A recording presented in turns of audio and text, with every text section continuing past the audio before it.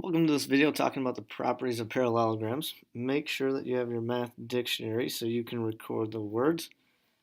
Pause the video as needed to enter the words into your dictionary. First word, parallelogram. It's a quadrilateral with two pairs of parallel sides. These symbols right here, little arrows. There's two arrows there, so that means AD and BC are parallel. With just one arrow on each side, that means AB and DC are parallel.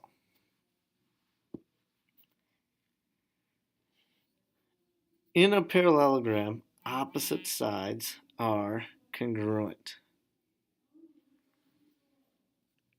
So in this parallelogram, that means that segment AB is congruent to DC, and segment BC is congruent to AD. Opposite angles in a parallelogram are congruent. So in the diagram here, angle A is congruent to angle C. Angle B is congruent to angle D. Consecutive angles in a parallelogram are supplementary. Supplementary means add to 180 degrees. So consecutive angles are angles that happen when you go around the shape in a circle.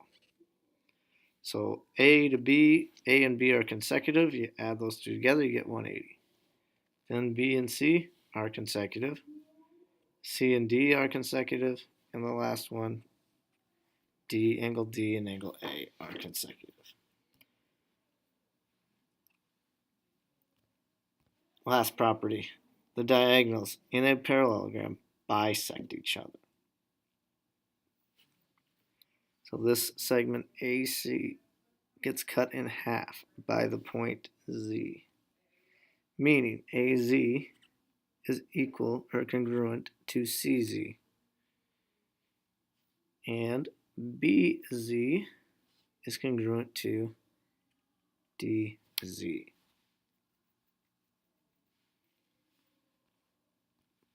Let's take a look at a couple of examples here. The diagram shows the parallelogram shaped linkage that joins the frame of a race car to one wheel of the car. In parallelogram PQRS, that's our symbol for a parallelogram. QR equals 48 centimeters. So let me get a yellow pen here. So QR equals 48. RT equals 30. I'm going to use a different color. So from R to T is 30. And then angle QPS. QPS is 73 degrees. Find each measure. Let's start with finding PS. In a parallelogram, we know that the opposite sides are congruent. So QR and PS are opposite sides, therefore PS is 48 centimeters.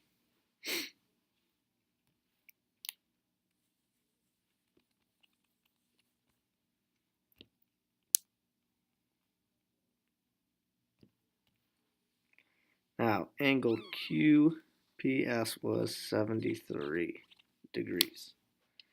We want to find angle PQR. So PQR,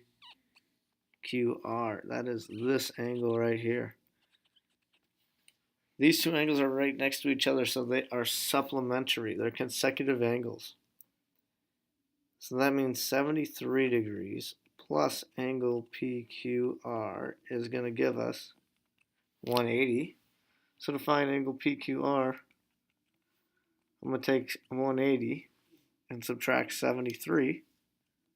So angle PQR is going to equal 107 degrees.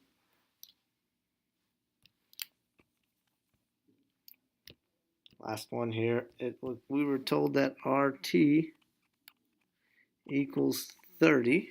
We want to find the measure from P to T.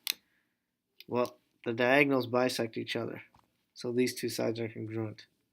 So PT would be 30 centimeters.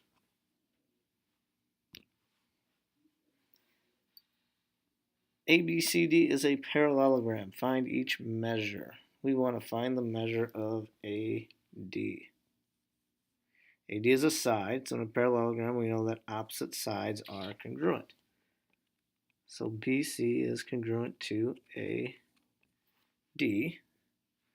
Therefore, if BC, we have 5x plus 19.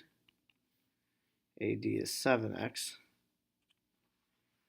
We can set them equal to each other and solve. I'm going to get the x's together.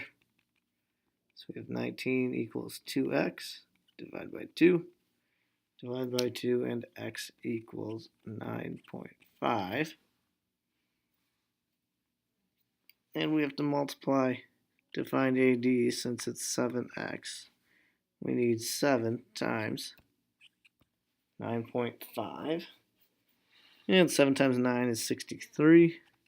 And half of 7 is 3.5, so 66.5 is the measure of AD.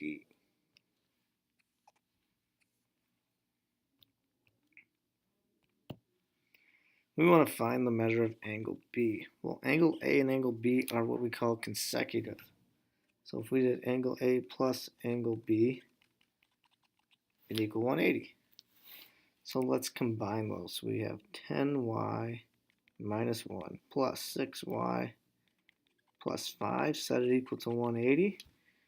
We're doing some algebra, going to solve. So we have 16y, negative 1 plus 5, b plus 4, equals 180.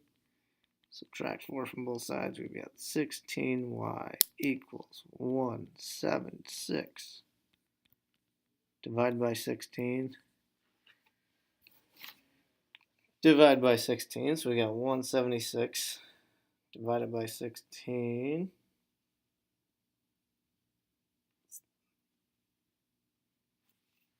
We get y equals 11. So to find angle B, I'm going to plug 11 in. So 6 times 11 is 66 plus 5. Angle B is 71 degrees.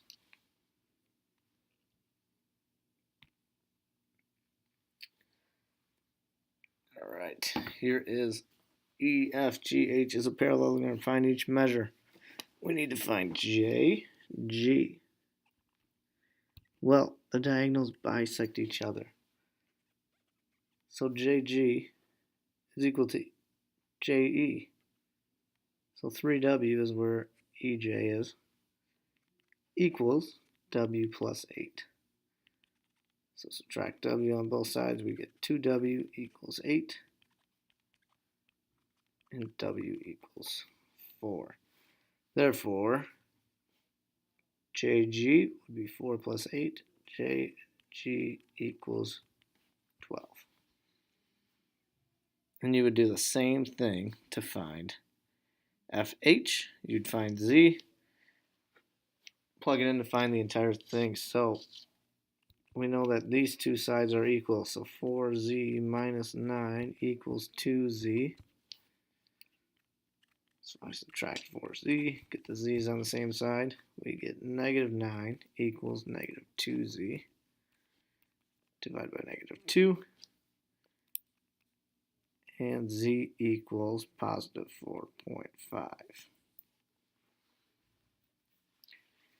Now, we need JH, which would be 2 times 4.5. So JH equals 9. Therefore, FJ would equal 9, and the whole thing, FH, if we add them together, would give us 18.